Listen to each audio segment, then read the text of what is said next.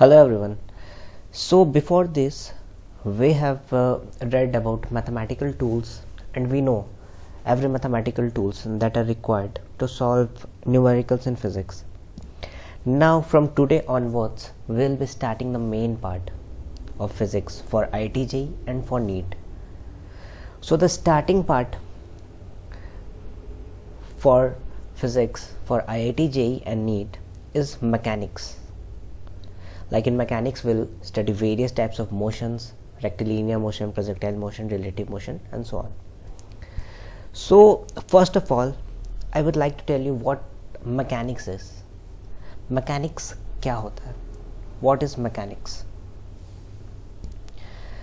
Mechanics के पहले एक टर्म समझते हैं. मैकेनिक्स एक डिवीज़न है, एक डिपार्टमेंट है फिज़िक्स का, जिसमें हम डिवाइड करते हैं चैप्टर्स को. कौन से चैप्टर्स? जो ऐसे चैप्टर्स जो डील करते हैं मोशन से, जिसमें एक डायनामिक्स होता है, जिसमें एक पर्टिकुलर वर्किंग होता है, इसको बोलते हैं मैकेनिक्स. नाम से समझ में आ रहा हो, मैकेनिक्स एक मैकेनिकल फॉर्म. सो मैकेनिक्स स्टार्ट करते हैं आज हम. मैकेनिक्स में पहला टर्म जो हमें आना चाहिए वो है kinematics. What is kinematics? Kinematics क्या होता है? मैकेनिक्स मैंने बता दिया एक ऐसा टर्म है जो मैकेनिकल, जहाँ पे भी कुछ भी डायनामिक्स हो रहा है या वो बॉडी का कुछ भी वर्किंग है, वो मैकेनिक्स है. वो डिपार्टमेंट एक मैकेनिक्स है. इसमें एक टर्म है काइनेमैटिक्स. उसका मतलब होता है it is a branch of physics which studies motion, but it does not give any idea about reason of motion. Motion के बारे में तो बताता है, ये एक फिजिक्स का ऐसा ब्रांच है जो मोशन के बारे में बताता है, बट मोशन क्यों हो रहा है इसका कोई रीज़न नहीं देता है. So if anybody ask me that what mechanics is, so I can easily tell that it is a branch of physics which studies motion,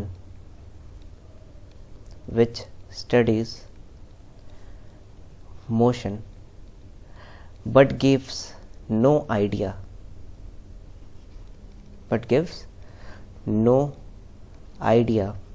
or say reason about the motion. Okay.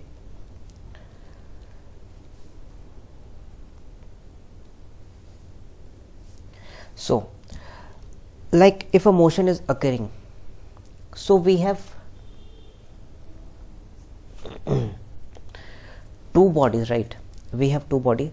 Here is a guy who is standing over here, and here is a car that is moving on the roads.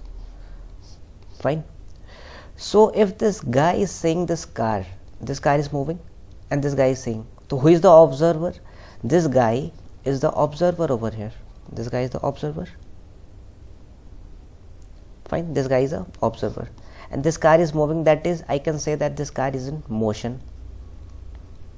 So if position of an object, this is an object. If position of an object changes with respect to observer, it is in motion with respect to observer.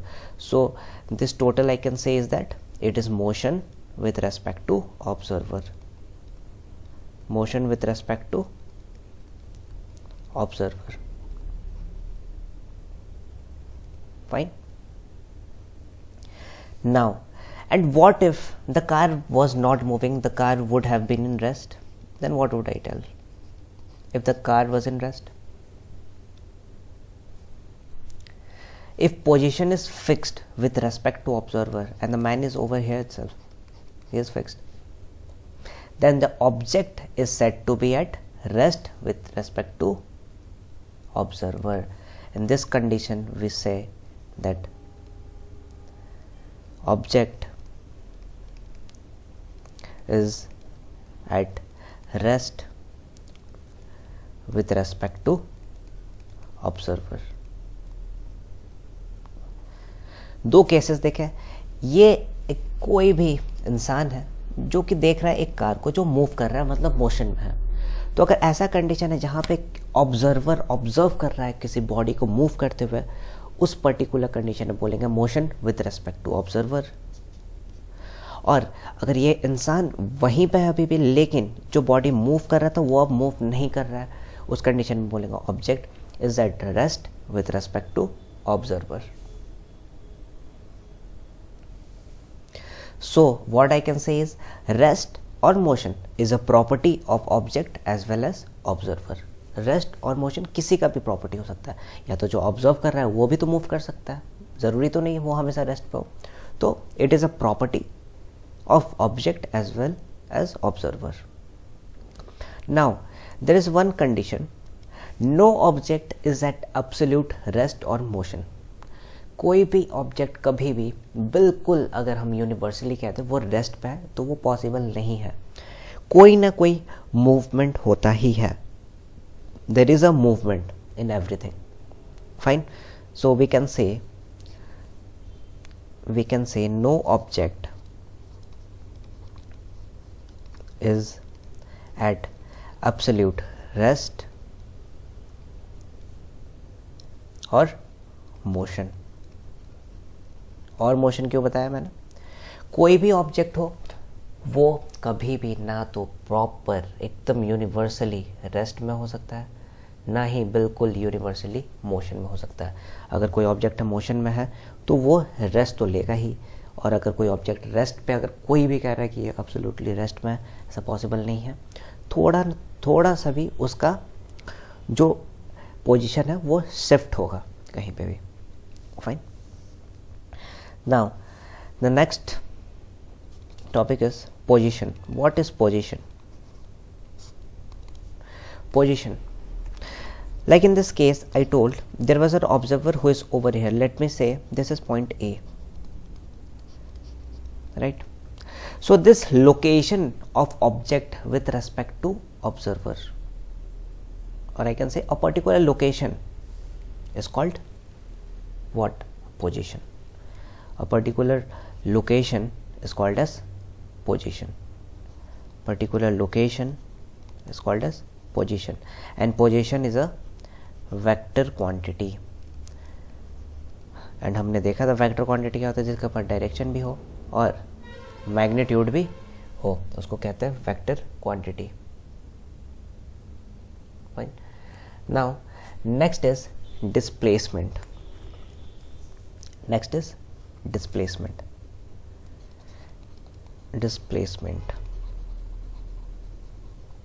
What is displacement?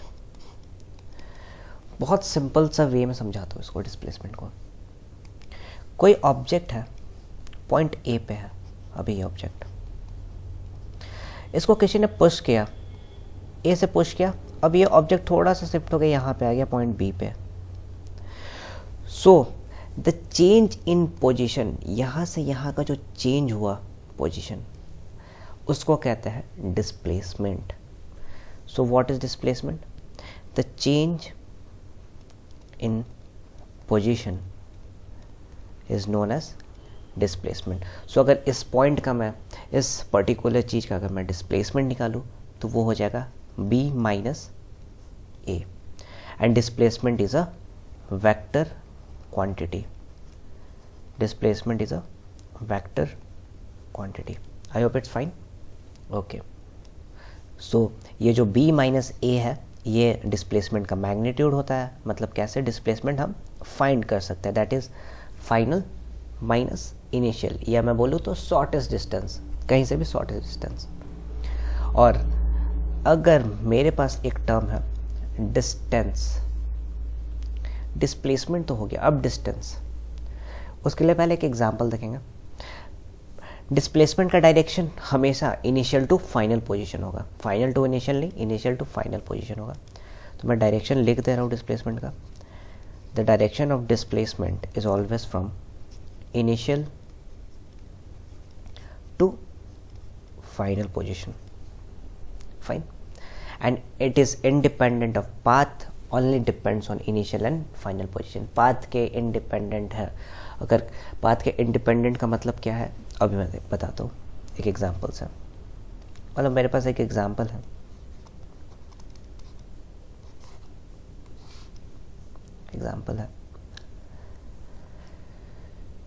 ये कोई path है ऐसा, fine. यहाँ पे एक vector है, ध्यान से देखना, ये एक वेक्टर है ये, और यहाँ पे एक वेक्टर है ये। अगर मुझे इसका डिस्प्लेसमेंट फाइंड करना है, तो इसका जो डिस्प्लेसमेंट होगा वो डायरेक्टली ये होगा, शॉर्टेस्ट पाथ। मैंने अभी कहा था शॉर्टेस्ट पाथ होगा डिस्प्लेसमेंट। तो इसका मतलब क्या है, मैं ये पूरा घूम कर तो नहीं आऊँगा कैलकुलेट करने के लिए, मतलब मैं इन दोनों के बीच का शॉर्टेस्ट पाथ फाइंड कर लूँगा तो मेरा डिस्प्लेसमेंट आ जाएगा, फाइन। अब डायमेंशन देखते हैं डिस्प्लेसमेंट का। Dimension of displacement, what is it's dimension? Dimension होता है लेंथ, और मैंने अभी कहा था डिस्प्लेसमेंट होता है वेक्टर क्वांटिटी, और जिसका होता है फाइनल माइनस इनिशियल पोजीशन। ये होता है इसका फॉर्मूला। एक क्वेश्चन करता है,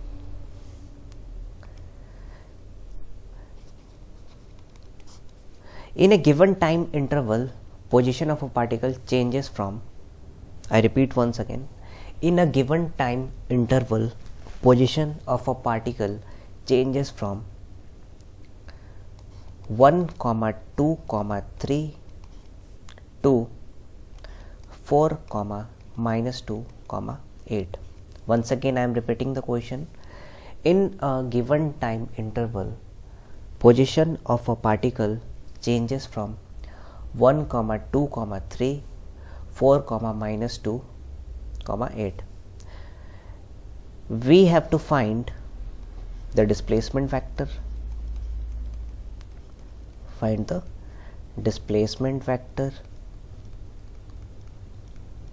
Second, magnitude of displacement.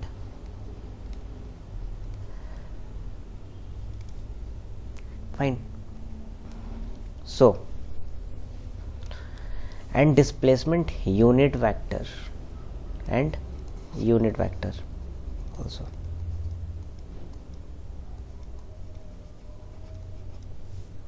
ठीक है। सो सॉल्व कैसे करूँगा मैं इसको? दो पोजीशन है मेरे पास, एक पोजीशन है 1, 2, 3 और एक पोजीशन है मेरे पास 4, -2, 8। मुझे बोला गया कि ये दोनों पोजीशन में पहले पार्टिकल इस पोजीशन पे था और बाद में पार्टिकल इस पोजीशन पे था, मतलब ये हो गया इनिशियल और ये हो गया फाइनल, फाइन। सो अगर मैं इन दोनों का शिफ्ट देखो या तो चेंज इन पोजीशन बोलूँ, तो अगर मुझे चेंज इन पोजीशन मान लो ये ए वेक्टर है तो क्या हो जाएगा, ये होगा R final minus R initial, ये होगा change in position. So R final को मैं कैसे लिखूंगा? मैं लिखूंगा वेक्टर में, मैंने बताया था आई जे के। आई होता है एक्स के लिए, जे होता है वाई के लिए, के होता है जेड के लिए। तो आर फाइनल को मैं लिखूंगा 4 आई कैप -2 जे कैप प्लस 8 के कैप माइनस इनिशियल को क्या लिखूंगा आई कैप क्योंकि 1 है, प्लस 2 जे कैप प्लस 3 के कैप, फाइन। अब मुझे सब्ट्रैक्ट करना है तो मतलब आई का आई से, जे का जे से और के का के से, मतलब 4 - 1 is 3 I cap -2 + 2 is what this, ये माइनस और ये प्लस माइनस हो जाएगा, मतलब -4 जे कैप और ये हो जाएगा +8 के कैप और -3 के कैप, दैट इज +5 के कैप। ये तो पोजीशन हमारा पता चल गया कि पोजीशन क्या है। पोजीशन पता चल गया मतलब हमें डिस्प्लेसमेंट वेक्टर पता चल गया। This is what, this is displacement vector. So part A तो समझ में आ गया। अब मुझे फाइंड करना है मैग्नीट्यूड। तो मैग्नीट्यूड कैसे फाइंड होगा? मैग्नीट्यूड फाइंड होगा, ये डी मान लो ताकि कन्फ्यूज़न नहीं हो, डी से डिस्प्लेसमेंट। मैग्नीट्यूड अगर मैं फाइंड करूँ तो पार्ट 2 अगर फाइंड करूँ तो magnitude will be what, that is under root, vector का मैग्नीट्यूड कैसे फाइंड करता है? Under root A square plus B square plus C square. इसको सॉल्व करेंगे तो हमारे पास आएगा under root 9 plus 16 plus 25। Fine, इसको सॉल्व कर लेंगे तो आंसर आ जाएगा। Third is what? थर्ड मैंने कहा था यूनिट वेक्टर। तो यूनिट वेक्टर तो ऐसे डिनोट होता है डी कैप, वेक्टर में बताया था मैंने। और यूनिट वेक्टर का जो फॉर्मूला होता है वो होता है D vector divided by its magnitude. तो डी वेक्टर भी पता है मुझे कि वो है 3i cap minus 4j cap plus 5k cap. और मैग्नीट्यूड तो अभी निकाला था जो कि था 9 प्लस 16 प्लस 25 का अंडर रूट। तो तीनों पार्ट सॉल्व हो गए। पोजीशन वेक्टर फाइंड कर लिया, डिस्प्लेसमेंट वेक्टर मैग्नीट्यूड फाइंड कर लिया और यूनिट वेक्टर फाइंड कर लिया। नेक्स्ट, अभी कुछ देर पहले मैं बात कर रहा था डिस्टेंस का। तो अगला है डिस्टेंस। What is distance?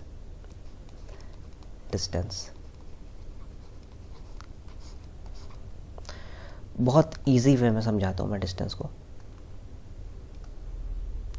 अभी जो एग्जांपल मैंने दिया था ये, तो यहाँ पे मैंने बोला अगर मैं इस दोनों के बीच में अगर पॉइंट कैलकुलेट कर लूँ, इन दोनों के बीच में, तो मुझे मिल जाएगा डिस्प्लेसमेंट। लेकिन डिस्टेंस में ऐसा नहीं होता, it is not the shortest path. अगर मुझे मुंबई से दिल्ली जाना है तो मुझे सारा जो नेविगेशन जीपीएस दिखाएगा मैं उसी पे जाऊंगा और वही डिस्टेंस कैलकुलेट होगा। फाइन, मैं कोई और वे से नहीं जा सकता हूँ। समझ में? मतलब अगर मुझे डिस्टेंस फाइंड करना है तो मुझे एक्चुअल पाथ पे चलना पड़ेगा। ये पूरा जो है वो एक्चुअल पाथ है। मैं एक्चुअल पाथ कैलकुलेट करूंगा तभी इस पूरे पर्टिकुलर बॉडी का मुझे डिस्टेंस पता चलेगा। Fine, so what is distance? Distance is the length of actual path travel. Distance is length of actual path travel, length of actual path traveled। Fine, क्या distance scalar quantity है या vector quantity है? Scalar quantity होता है जिसमें direction हो और magnitude भी हो। तो डिस्टेंस स्केलर है या वेक्टर है? Distance is a scalar quantity. अब बहुत लोग सोच रहे होंगे वेक्टर क्यों नहीं है? वेक्टर एडिशन मल्टीप्लिकेशन बताया था मैंने। क्या डिस्टेंस में ऐसा है? नहीं। डिस्टेंस में अगर मैं आगे की तरफ चार जा रहा हूँ, पीछे भी चार जा रहा हूँ, तो वो कैंसिल नहीं होगा, वो ऐड होगा क्योंकि वो एक्चुअल पाथ है। So distance is a scalar quantity. Fine, and it is path dependent. It is path dependent. Also note that in a round trip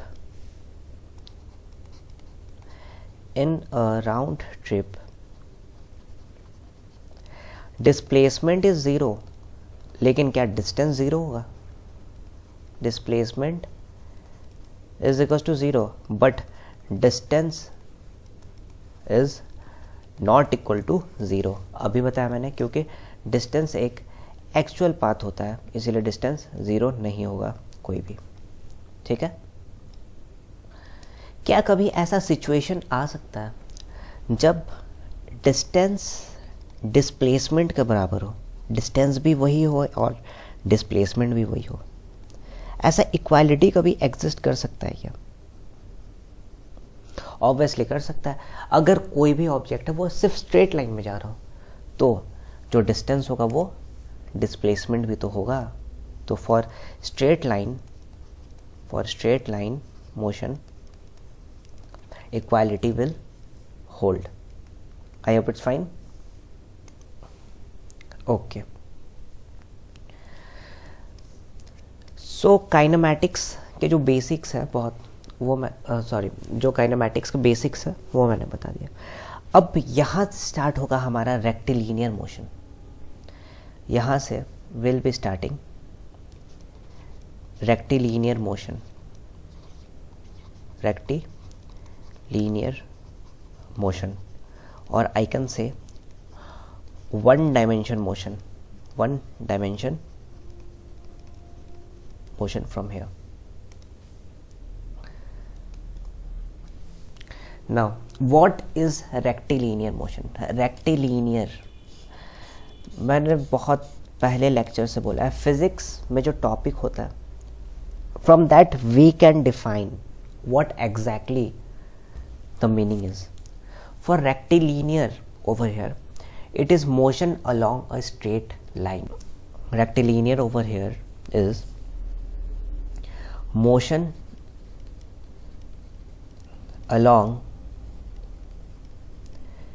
a straight line. Motion along straight line. I hope it's fine. Rectilinear is motion along straight line. Next heading is velocity. What is velocity?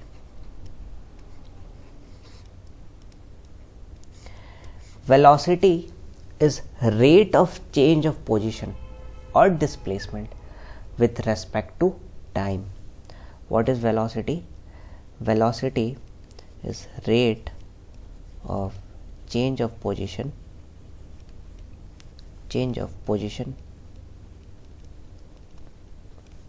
with respect to time.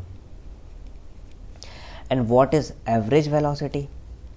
How is average velocity calculated? तो अगर किसी ने मुझे कहा average velocity calculate करने के लिए, तो मैं क्या करूँगा?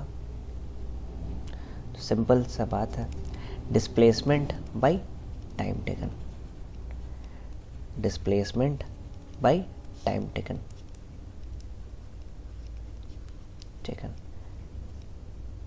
मतलब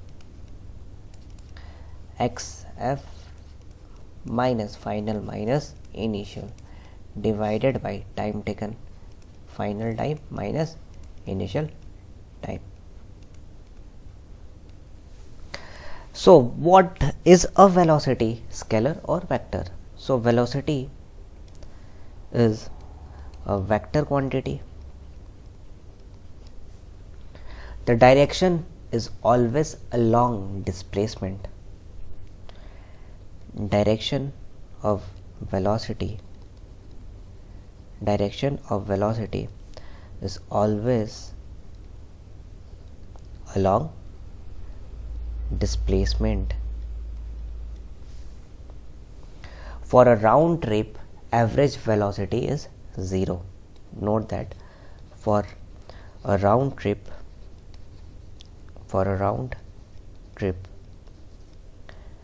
average velocity is 0. And physics में बहुत इम्पॉर्टेंट होता है उसका SI unit. It's very important to know what SI unit is. So SI unit of velocity, अभी मैंने बोला क्या है, डिस्प्लेसमेंट अपॉन टाइम. डिस्प्लेसमेंट होता है मीटर, टाइम होता है सेकेंड.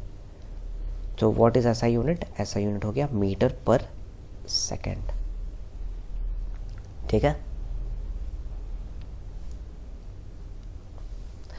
और अगर मुझे डायमेंशन फाइंड करना है इसका, तो डायमेंशन क्या हो जाएगा? डायमेंशन अगर मैं बोलूँ तो हो जाएगा, मीटर का डायमेंशन होता है लेंथ बाय टाइम कट होता है t. तो वो हो जाएगा LT माइनस 1. बहुत बार एक टर्म आता है इंस्टेंटेनियस वेलोसिटी. टर्म आता है इंस्टेंटेनियस वेलोसिटी. ये क्या होता है?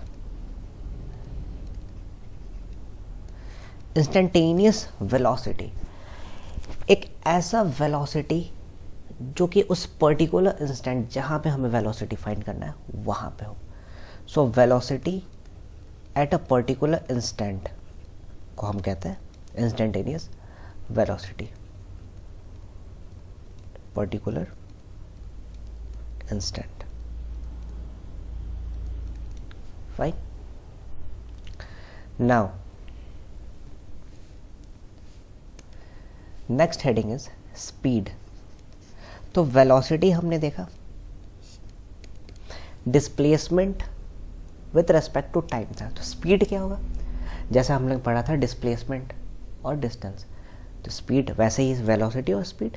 तो स्पीड क्या हो जाएगा, स्पीड होगा distance travel with respect to time taken. Speed will be what, distance travelled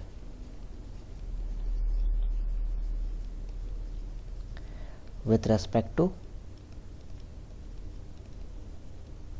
time taken. And is speed a vector quantity? No, speed is scalar quantity. speed negative तो कभी हो नहीं सकता है, तो speed एक स्केलर क्वांटिटी है। speed is a scalar quantity, property लिख लेते हैं स्पीड का, it is a scalar quantity। Unit इसका भी सेम होगा, distance with respect to time है, मतलब मीटर पर सेकेंड। डायमेंशन भी सेम होगा, डायमेंशन होगा इसका LT-1। एवरेज स्पीड होगा तो वो मैग्नीट्यूड हो जाएगा एवरेज वेलोसिटी का। अगर एवरेज स्पीड निकालना है मुझे तो वो हो जाएगा magnitude of average velocity. Fine. Equality कब होल्ड करेगा, जब स्ट्रेट लाइन हो without turning back. Equality will hold for straight line motion. Equality will hold for straight line. I hope it's clear till है। सो अगर मेरे पास कोई भी राउंड ट्रिप है, कोई भी राउंड ट्रिप है, उसका क्या स्पीड 0 हो सकता है? नहीं, क्योंकि वो डिस्टेंस पे डिपेंड है। लेकिन वेलोसिटी तो 0 हो सकता है क्योंकि वो डिस्प्लेसमेंट पे डिपेंड है। फॉर अ राउंड ट्रिप, वापस से बता रहा हूँ, for a round trip average speed, और मैं बोलूँ speed is not equals to 0, but velocity can be equal to 0. Fine. Now next parameter or next heading is acceleration. Next heading is acceleration. What is acceleration? बोलते हैं हम, जैसे कोई car है तो हम बहुत बार यूज़ करते हैं इस टर्म को, एक्सेलरेट करते हैं, एक्सेलरेट करना। तो it is rate of change of velocity with respect to time. What is acceleration? It is rate of change of velocity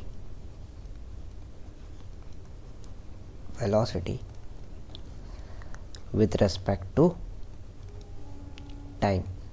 it is acceleration. तो एक्सेलरेशन अगर होता है तो वो होगा rate of change of velocity with respect to time.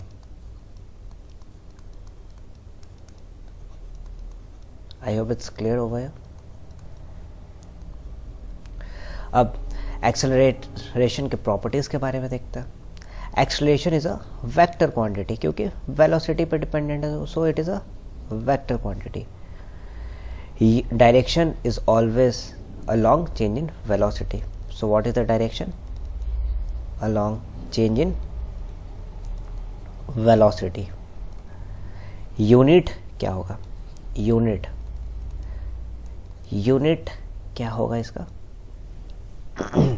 इसका unit होता है मीटर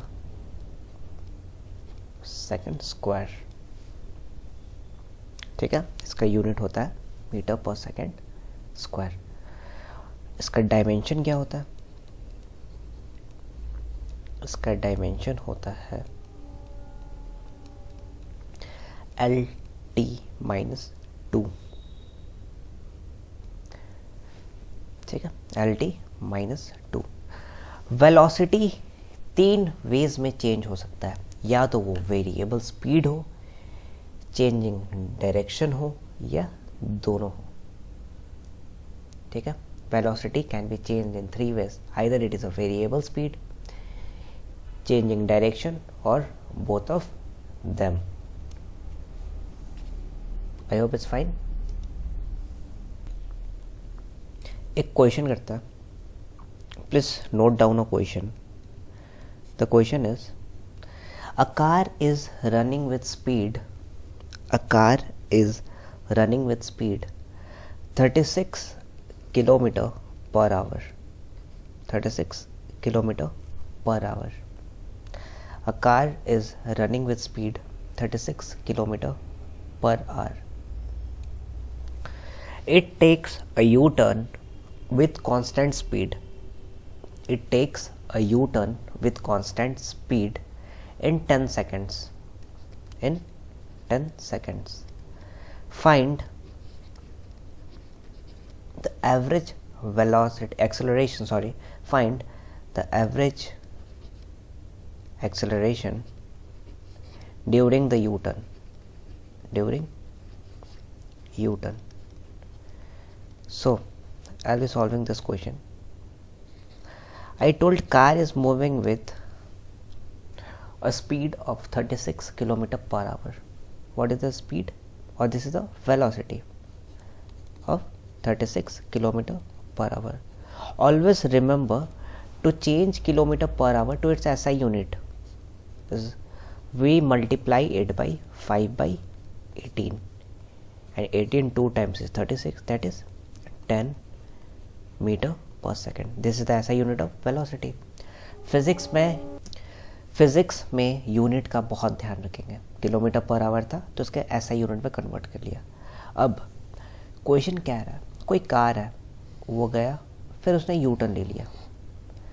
तो कार जब जा रहा था तब भी 10 मीटर पर सेकंड से गया, और जब यू टर्न लिया तब भी उसने 10 मीटर पर सेकंड से यू टर्न लिया, और जो टाइम इंटरवल गिवन है वो 10 सेकंड्स है। ठीक है, वेलोसिटी क्या होता है? वेलोसिटी होता है वेक्टर क्वांटिटी। मतलब 10 तो इधर जा रहा है और 10 इधर जा रहा है, मतलब 10 तो जा रहा है आई कैप में और 10 जा रहा है जे कैप में। ठीक है, सॉरी आई कैप में, सॉरी। मतलब 10 इधर अगर मैं बोलूँ पॉजिटिव है, इधर अगर मैं बोलूँ तो वो नेगेटिव है। समझ में आया बात? तो अगर मैं लिखूँ वेलोसिटी जब जा रहा था, वो वेलोसिटी इनिशियली जब जा रहा था तो इधर वाला मतलब पॉजिटिव का 10 था, 10 मीटर पर सेकंड आई कैप, और जो फाइनल वेलोसिटी है वो क्या है? -10 मीटर पर सेकंड जे कैप। और मैंने बताया था एक्सेलरेशन क्या होता है? एक्सेलरेशन होता है change in velocity by time taken, total time. तो वेलोसिटी का change final minus initial by time taken, so we get what? -2 metre per second square. Minus क्यों आया? माइनस आया डायरेक्शन के वजह से, मतलब मैं लिख सकता हूँ 2 metre per second square. Minus का मतलब माइनस आई कैप में, एक्सेलरेशन इधर की तरफ। आई होप ये क्वेश्चन क्लियर था। Okay, next heading is instantaneous acceleration. और एक्सेलरेशन में ही इंस्टेंटेनियस एक्सेलरेशन, उस पर्टिकुलर इंस्टेंट पे इंस्टेंटेनियस एक्सेलरेशन।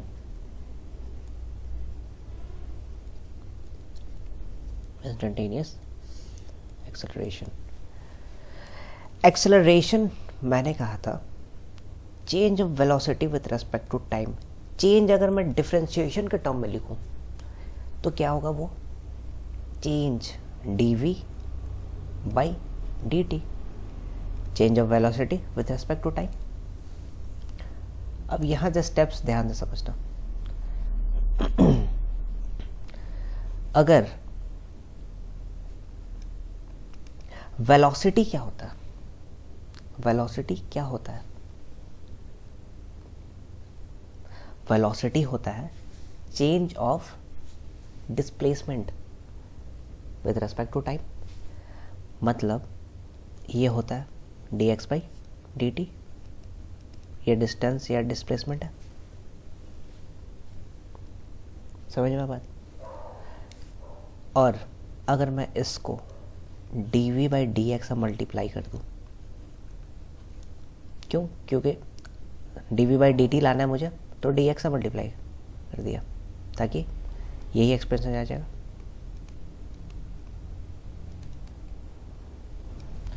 तो मेरे पास जो आएगा वो होगा dx by dt is what v और dv बाई dx। तो मैं क्या लिख सकता हूँ, v dv बाई dx, ये लिख सकता हूँ मैं। फाइन, चलो इस पर क्वेश्चन करता। मेरे पास एक वेलोसिटी गिवन है, v is equals to T square plus sine T plus E raise to the power T metre per second. मुझे फाइंड करना है it's initial acceleration. Find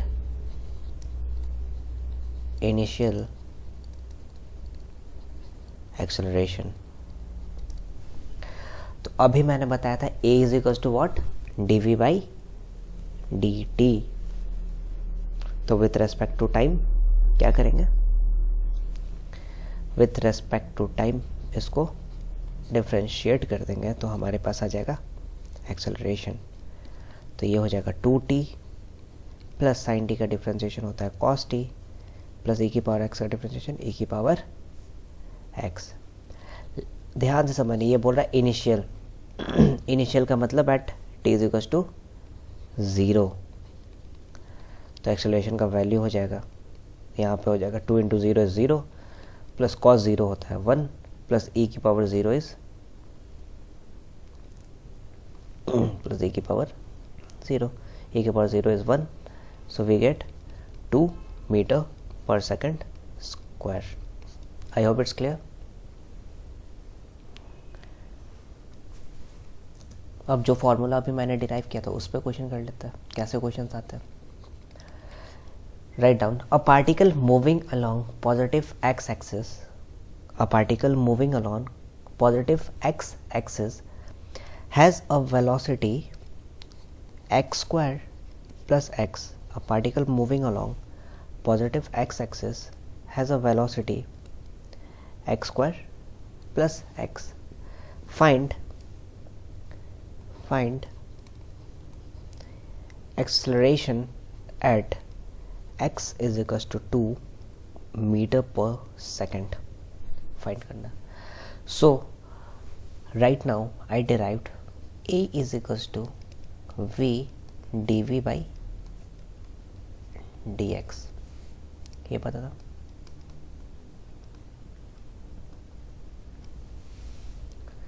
So I have a velocity x square plus x. So what is dv by dx over here? What is dv by dx?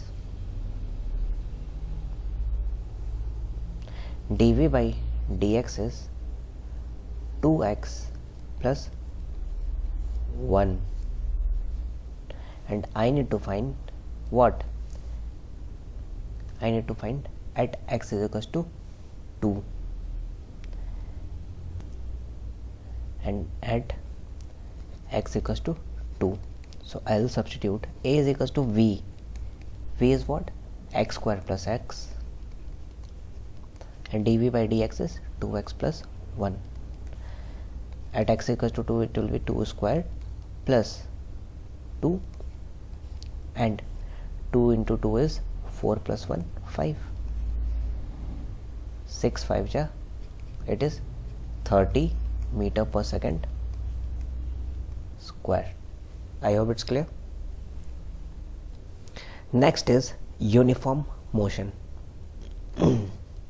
Uniform motion.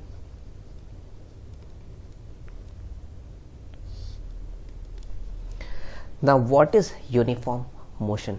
तो simple, कभी भी मेरे से कोई भी पूछेगा यूनिफॉर्म मोशन क्या होता है, एक ऐसा मोशन जहाँ पे एक्सेलरेशन ज़ीरो होता है. अब इसका मतलब क्या है? एक्सेलरेशन ज़ीरो का मतलब है जहाँ पे वेलोसिटी होता है कांस्टेंट. मतलब क्या? मतलब पार्टिकल जा रहा है तो पॉइंट ए पे जो वेलोसिटी है वही वेलोसिटी पॉइंट बी पे भी है. The velocity is same at every time interval. Fine. So acceleration zero है का मतलब हो गया dv by dt, change in velocity with respect to time is zero. Velocity constant है. फाइन. अब dv by dt, we know that dx by dt, change of position or displacement time is velocity, right? Now if I write dx is equals to v dt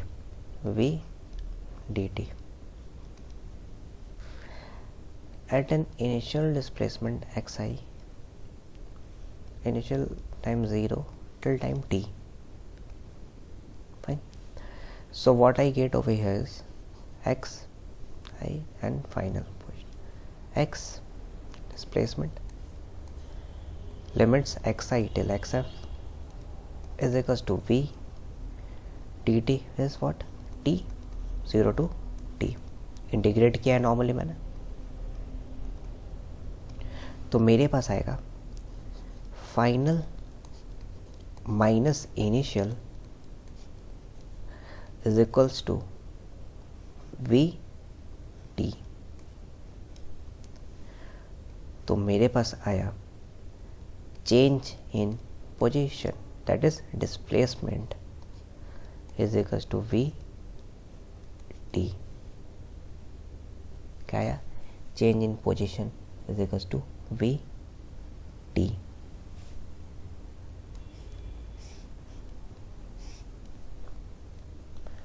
अब कुछ important points देखते हैं. First point is slope of displacement, slope of displacement time graph और position time graph is velocity. Displacement time हो या position time हो, उसका slope velocity होगा. कैसे होगा? स्लोप का मतलब dy बाई डी एक्स होता है, मैंने बताया था. अब जब डिस्प्लेसमेंट का स्लोप है मतलब dx बाई dt का स्लोप है, तो ये तो ऑब्वियस बात है कि वेलोसिटी होता है. Second point, slope of velocity time graph will be acceleration. Slope of velocity time graph will be acceleration.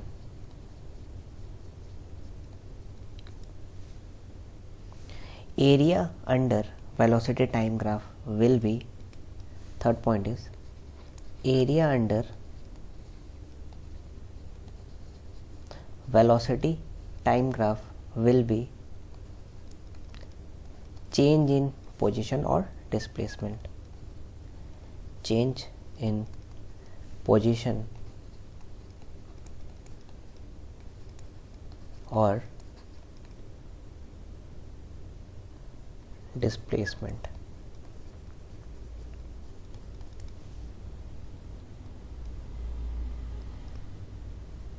I hope it's fine. एक क्वेश्चन देखते हैं, please note down the question. An object travels a distance with speed v1 for a time interval full stop. For equal time interval is speed is v2. Find average speed of the entire path. Find average speed of entire path. Find average speed of entire path. So मैंने कहा एक object है जो कि travel कर रहा है कोई भी डिस्टेंस विथ स्पीड v1। तो मान लेता हूँ ये ऑब्जेक्ट है, कोई डिस्टेंस ट्रैवल किया विथ स्पीड v1, और एक इक्वल टाइम, अगर यहाँ पे टाइम t था तो यहाँ पे भी इक्वल टाइम t के लिए स्पीड था उसका v2, पर्टिकुलर डिस्टेंस ट्रैवल किया। मुझे फाइंड करना है एवरेज स्पीड मतलब डिस्टेंस अपॉन टाइम। तो इस पर्टिकुलर पोजीशन का अगर मैं डिस्टेंस निकालूं एट टाइम t तो ये होगा v1t। इस पर्टिकुलर का अगर मैं डिस्टेंस निकालूं तो होगा v2। मुझे फाइंड करना है डिस्टेंस, तो मैं स्पीड के लिए कर लूँगा टोटल डिस्टेंस क्या हो गया v1t plus v2t divided by total time taken, that is t plus t is 2t। t ले लूँगा कॉमन, बचेगा v1 plus v2 divided by 2t। t से t हो गया cancel, that is we get as v1 plus v2 by 2। I hope it's clear. Next question, please note down the next question. A particle travels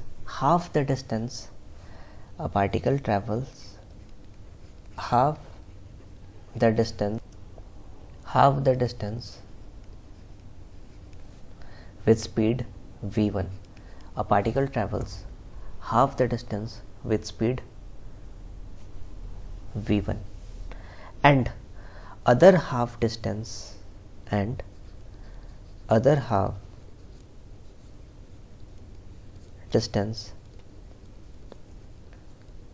with speed v2. Find the average speed.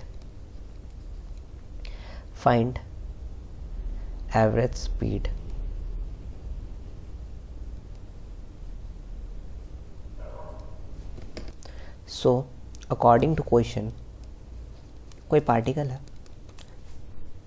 मान लो ये distance है, total path है, तो इसका half, मान लो ये s distance है, cover कर रहा है v1 से, इसका हाफ कवर कर रहा है s डिस्टेंस है v2 से।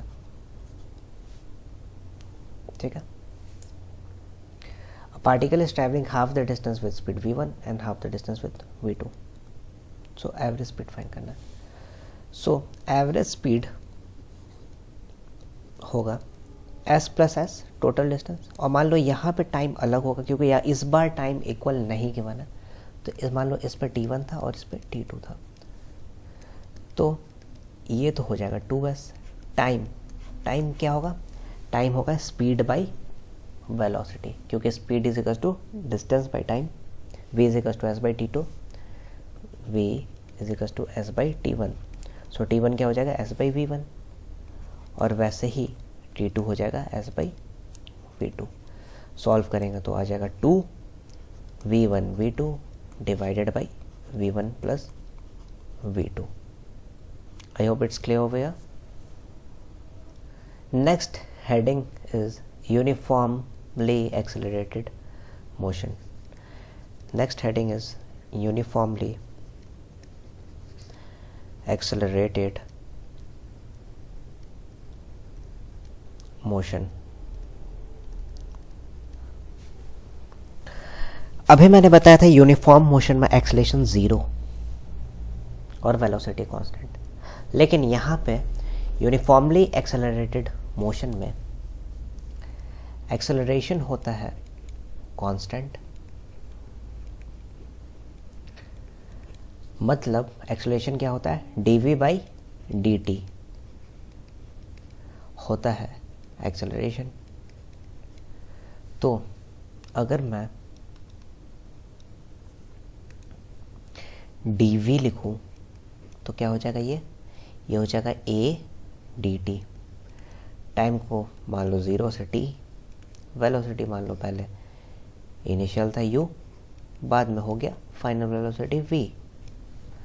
इंटीग्रेट करता है, dv का इंटीग्रेशन v, ये u से v, a t का इंटीग्रेशन t 0 से t।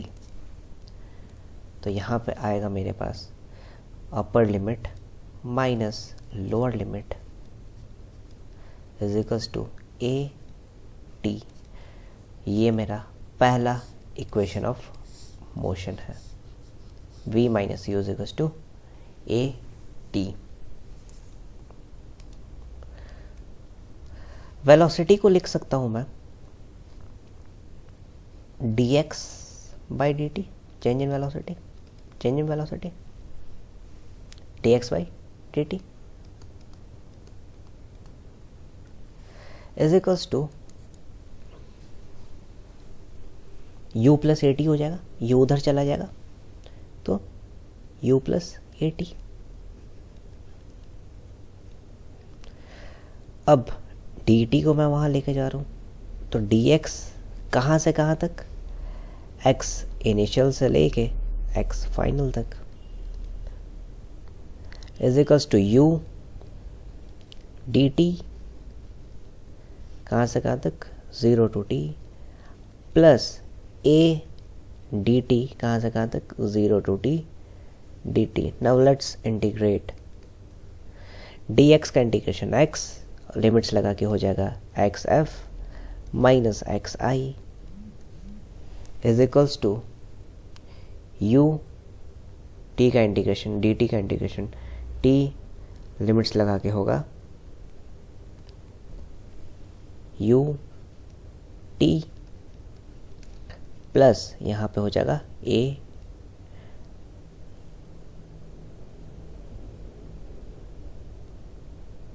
Sorry it was A T, that is यहाँ पे होगा टी डी टी, यहाँ पे हो जाएगा टी स्क्वायर बाई 2।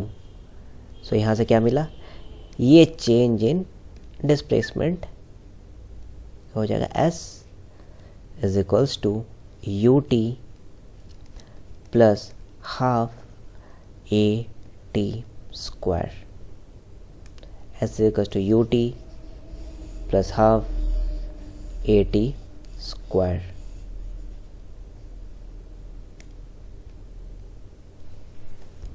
हमने एक्सेलरेशन का एक और फॉर्मूला पढ़ा था जो था a is equal to V D V by D X. तो अगर मैं v D V is equal to a D X कर दूं, जहाँ पे x का लिमिट्स इनिशियल टू फाइनल और v का limits u is initial velocity to final velocity. Now what is integration of v? It's v square by 2 and limit is from u to v is equals to a dx is integration x and limit is final minus initial, and this will be upper limit, that is v square by 2 minus lower limit, that is u square by 2 is equals to a, and what is this term? Change in displacement is s, and I can take 1 by 2 as common from here. So it will be v square is equals to u square plus 2as, 2 से LCM 2 यहाँ पे चला जाएगा और u उधर चला जाएगा, तो हो जाएगा v square is equal to U square plus 2as। आया बात समझ में? बहुत बार क्वेश्चंस आता है कि जहाँ पे डिस्प्लेसमेंट फाइंड करना होता है nth सेकंड में. So over here I will be deriving the displacement formula for displacement in nth second. Formula for displacement in nth second, in nth second. So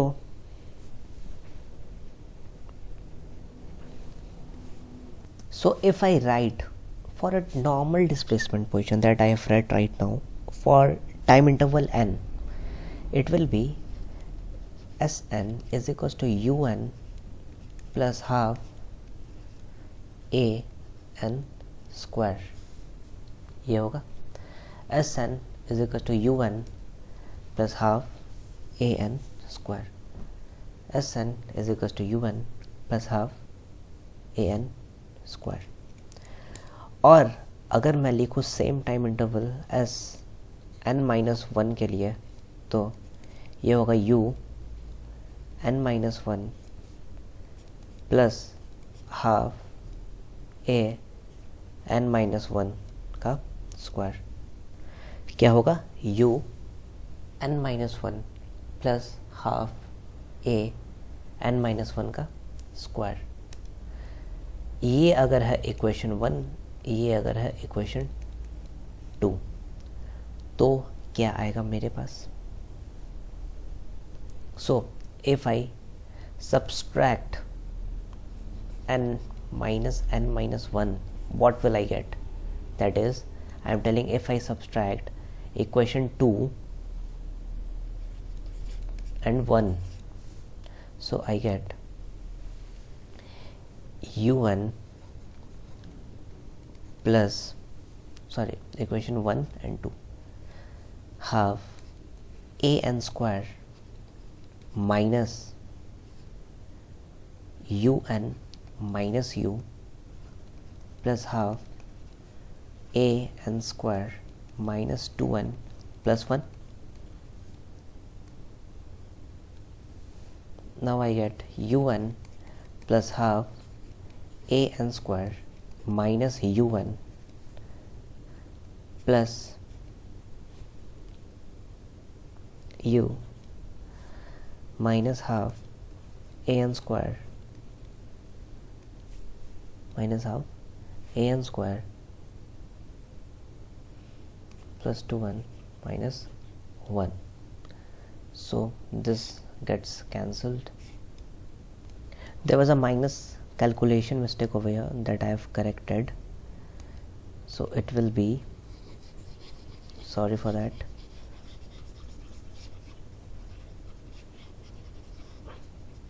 it will be over here un plus half an square minus un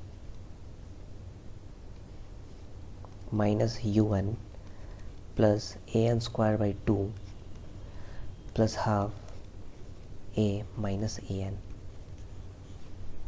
This gets cancelled, plus half an square and minus plus is minus. This gets cancelled over here. So after solving, we'll get Sn is equals to u plus a by 2 2n minus 1, u plus a by 2 2n minus 1. This is to be remembered. U plus a by 2 2n minus 1। एक question करते हैं। Question है, मान लो एक block है जो कि travel कर रहा है u = 10 मीटर पर सेकेंड से। ट्रैवल किया, यहाँ पे एक पॉइंट पे जाके ब्लॉक रुक गया रेस्ट पे, जिसका एक्सेलरेशन है 1 मीटर पर सेकेंड स्क्वायर। कह रहा है find the displacement of block, find displacement of block, displacement of block before it stops for a moment, before it stops for a movement। बहुत simple. Initial velocity है 10 metre per second, finally तो वो रुक गया, मतलब 0 है, acceleration है 1 metre per second. Find करना है s. We will use the equation v² = u² + 2as। Substitute कर देंगे तो यहाँ हो जाएगा v है 0, u² हो जाएगा 100 + 2, ए का वैल्यू 1 और s, तो यहाँ से हमें मिल जाएगा s = 50 मीटर। I hope it's fine. Next question is kindly note down, acceleration of a particle is given as a is equals to 6t. Acceleration of a particle is given as a is equals to 6t. If initial velocity 1 meter per second, if initial velocity 1 meter per second, find velocity at any time t. Velocity at any time t. Find velocity at any time t, and also displacement at any time t, and also displacement at any time t। So acceleration जो given है वो है a = 6t, और हमें पता है acceleration होता है dv/dt = 6t, और अगर t dt उधर ले जाता हूँ मैं तो ये हो जाएगा dv = 6t dt। Initial velocity है 1, फाइनल वेलोसिटी हो जाएगा मान लो v। t इनिशियल होगा 0, टाइम हो जाएगा at any time t। Integrate करें dv का इंटीग्रेशन v, लिमिट्स लगाएंगे तो हो जाएगा v - 1 = 6 t²/2, 6 to t²/2, limits लगा रहेगा 0 से t का, तो ये हो जाएगा v - 1 t²/2, 2 3 टाइम्स हो जाएगा 3t²। तो अगर मैं बोलूँ तो हो जाएगा वेलोसिटी हो जाएगा v = 3t² + 1। यही तो फाइंड करना था, find velocity at any time t। दूसरा डिस्प्लेसमेंट के यूज से ये निकल गया। फाइन। नेक्स्ट v का पता है, होता है dx/dt = 3t² + 1। अब वैसे ही मैं t को उधर ले जाऊंगा तो हो जाएगा dx = 3t² + 1 dt। एक टाइम पे 0 होगा इनिशियली, एक टाइम पे x होगा, और t क्या हो जाएगा, टाइम पे 0, टाइम पे t। ये हो जाएगा x = 3t² + 1 dt का इंटीग्रेशन करेंगे, 3t² का इंटीग्रेशन हो जाएगा t³, क्योंकि 3 से 3 हो जाएगा कैंसिल, प्लस dt का हो जाएगा t, लिमिट्स होगा 0 to t। यहाँ से हमारे पास आ जाएगा x = t³ + t। So today we have studied rectilinear motion, that is motion in one dimension. In the next class we will be studying projectile motion.